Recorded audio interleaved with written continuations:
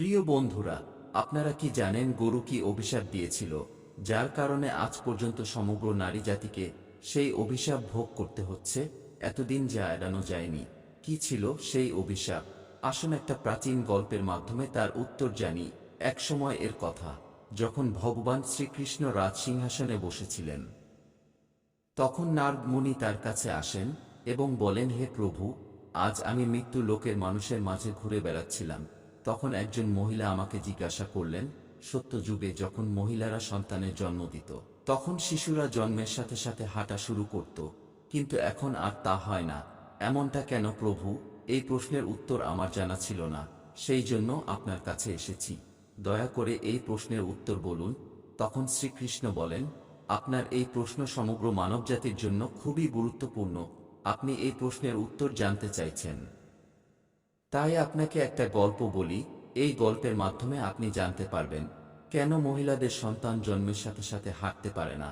তখন নারদ মুনি বলেন, হে প্রভু, আমি গল্পটি সম্পূর্ণ শুনব, দয়া করে আপনি গল্পটি বলুন। প্রিয় বন্ধুরা, আপনিও যদি জানতে চান এই প্রশ্নের উত্তর, তাহলে ভিডিওটি শেষ পর্যন্ত দেখুন। ভগবান শ্রীকৃষ্ণ বলেন, এক শহরে রাম নামে একটি লোক বাস করত, আর রামও ছিলেন স্বার্থপর মানুষ। রামর একটা গাভী ছিল, সে দুধ দিত, আর রামও সেই গাভীকে বেশি করে সবুজ চারণ খাওয়াতো, দুধ দহন করত, নিজেও খেতেন এবং তার পরিবারের সদস্যদেরও খাওয়াতো এবং বিক্রিও করত। শুধু গরুর দুধ দিয়ে রামও তার সংসার চালাত। এভাবেই কাটছিল রামর সময়। কিছুদিন পর একটা সময় এল, যখন গাভী দুধ দেওয়া বন্ধ করে দিল। গাভীটির দুধ দেওয়া বন্ধ করার সাথে সাথে রামও তাকে খোয়ানো বন্ধ করে দিল। এবং এমন একটা দিন আসে, যখন রামও গরুটিকে অনেক পিটিয়ে বাড়ি থেকে নিয়ে যায় এবং জঙ্গলে ছেড়ে আসে। এখন সেই গরু একা হয়ে গেল, বেচারা একা একা বনে এদিক ওদিক ঘুরে বেড়ায়। এভাবে ঘুরতে ঘুরতে একদিন সে পৌঁছে যায় জঙ্গলের একটি মন্দিরের কাছে এবং সে ঈশ্বরের কাছে প্রার্থনা করে বলে, হে ভগবান, আমি আপনার কাছে মিনতি করি, আপনি আমাদেরকে গরুর জন্ম দিয়ে কেন এমন অন্যায় করছে? 84 লক্ষ জন্মের মধ্যে শ্রেষ্ঠ জন্ম মানুষের, তবুও তারা কত পাপ ও অপকর্ম করেন। যতক্ষণ আমি দুধ দিতে থাকলাম, ততক্ষণ ওই ব্যক্তি আমাকে তার বাড়িতে রাখো এবং সব চারণ খাওয়ালো। আমি দুধ দেওয়া বন্ধ করার সাথে সাথে তিনি আমাকে চারণ দেওয়া বন্ধ করলো। শুধু তাই নয়, তিনি আমাকে বাড়ি থেকে বের করে দিয়েছে। এখন আমি এদিক ওদিক ঘুরে বেড়াই, বনের গাছ ঘাস খেয়ে পেট চালাই। হে ঈশ্বর, আপনার তৈরি করা সর্বশ্রেষ্ঠ জন্ম মানুষের, সেই মানুষ কেন এত স্বার্থপর এবং লোভী? এরপর ভগবান শ্রীকৃষ্ণ বলেন, এইভাবে ধীরে ধীরে সময় কেটে যায়। বেচারা গুরু এদিক ওদিক ঘুরতে ঘুরতে একদিন রামুর দরজায় আসে। রামু আবার লাঠি নিয়ে সেই গরুটিকে বনের দিকে তাড়িয়ে দেয়। এভাবেই কিছুদিন কেটে যায় এবং গাভীটি আবার গর্ভবতী হয়। যখন 3-4 মাসের গর্ভবতী হয়, তখন সেই জঙ্গলের মধ্যে দিয়ে যাচ্ছিল এক মহিলা। মহিলা সেই গরুটিকে দেখে মনে মনে ভাবল, এই গাভীটি গর্ভবতী, আমি এক কাজ করি, আমি এই গাভীটিকে বাড়িতে নিয়ে যাই। তার বাছুর হলে এই গাভী আমাকে দুধ দেওয়া শুরু করবে, তারপর আমি নিজে এর দুধ পান করব এবং আমার পরিবারের সদস্যদেরও খাওয়াবো এবং বিক্রিও করব।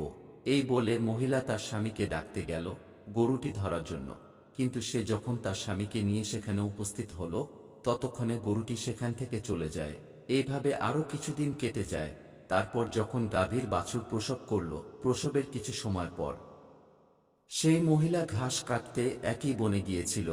সে দূর থেকে দেখল একটি গাভী তার বাচ্চা প্রসব করেছে। তখন মহিলাটি তার কাছে গিয়ে গরুর দিকে মনোযোগ দিয়ে দেখে বলল, আরে, এটা তো সেই গরুটা, ইতিমধ্যে বাছুরও প্রসব করেছে। মহিলাটি মনে মনে ভাবছিল, এই গরুটিকে ধরে আমি বাড়িতে নিয়ে যাব। ঠিক সেই মুহূর্তে গরুটি বলল, বোন, আজ আমাদের একটি উপকার করো। আমার সন্তানের সবে জন্ম হয়েছে, সে হাঁটতে পারছে না। তুমি যদি তাকে তুলে আমার কাঁধে রাখো, আমি আমার সন্তানকে নিয়ে নিরাপদ স্থানে চলে যাব, কারণ আমার সন্তান 8 মাস পর হাঁটতে পারবে। এরপর ভগবান শ্রীকৃষ্ণ বলেন, মহর্ষি নারদ, আগে এমনটা ছিল না। বাছুর জন্মের 8 মাস পরে নিজের পায়ে হাঁটতে সক্ষম হতো। তখন নারদ মুনি বললেন, হে ভগবান, তারপর কি হলো বলুন। তখন ভগবান শ্রীকৃষ্ণ বলেন, গাভীর এই কথা শোনা মাত্র সেই মহিলা উচ্চস্বরে হাসতে লাগলেন এবং বললেন, তোমার সন্তান নোংরা হয়ে পড়ে আছে। আমি কেন তোমার সন্তানকে তুলে তোমার কাঁধে রাখব? আমি কেন তোমার উপর দয়া করব? এই বলে সেই মহিলা গরুকে নিয়ে মজা করতে করতে সেখান থেকে চলে যায়। সেই সময় গরুটি ছিল নিরুপায়, সে তার সন্তানকে তুলতে পারেনি। তাই সেই মুহূর্তে গরুটি অনেক দুঃখ পেয়ে তাকে অভিশাপ দেয়। অভিশাপ দিতে গিয়ে বলল, আজ যাও, এখন তোমাদের সন্তান জন্মের পরেই হাঁটা শুরু করে, কিন্তু আজ আমি তোমাদের অভিশাপ দিচ্ছি, এবার থেকে তোমাদের সন্তান জন্মের 10 মাস পরেই পায়ে হাঁটতে পারবে। আর আমার সন্তান যে আজ হাঁটতে পারছে না, আজকের পর জন্মের সাথে সাথে সে তার পায়ে হাঁটতে পারবে। এরপর ভগবান শ্রীকৃষ্ণ বলেন, হে নারদ মুনি, গরুর এই অভিশাপের কারণে আজ মহিলাদের সন্তান জন্মের সাথে সাথে তাদের পায়ে হাঁটতে পারে না। সত্যযুগের সুখদেব জন্মের পরপরই নিজের পায়ে হাঁটা শুরু করেছিলেন, আর বেদব্যাস জন্মের পরই নিজেই পায়ে হাঁটা শুরু করেছিল। এটা ছিল সত্যযুগের কথা, কিন্তু কলিযুগে তা হয় না। কলিযুগে জন্মের পরে শিশু নিজের পায়ে হাঁটতে কমপক্ষে 9 থেকে 10 মাস সময় লাগে। এর কারণ হলো গরু সমগ্র স্ত্রী জাতিকে অভিশাপ দিয়েছিল। সেই দিন থেকে এই সমস্ত মহিলারা সন্তান জন্মের সাথে সাথে হাঁটতে পারার প্রক্রিয়া থেমে যায়। গরুর অভিশাপের কারণে সমস্ত প্রাণীর বাচ্চারাই কয়েকদিনের মধ্যেই হাঁটতে শুরু করে, কিন্তু একমাত্র মানুষের সন্তানরাই হাঁটতে পারে না।